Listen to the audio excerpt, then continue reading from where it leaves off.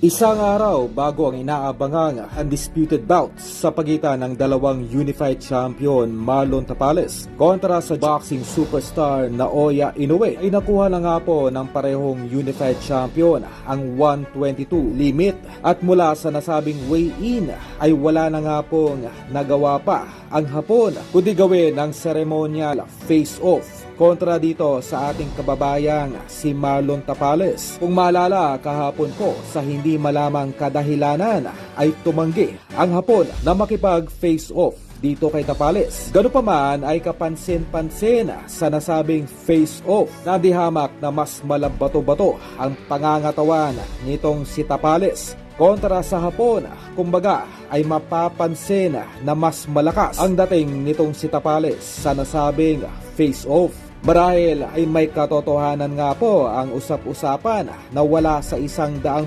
itong nasabing Hapon dahil sa labis na kumpiyansa ang kanilang kapo na kanila lamang raw dudurugin itong ating kababayang si Tapales para po sa kalaman ng lahat kung sakali mang matsambahan at ma-knockout itong si Tapales ang nasabing Hapon ay magkakaroon po ng agarang rematch na kung saan ay garantisadong 50-50 na ang magiging hatian ng magkabilang kampo.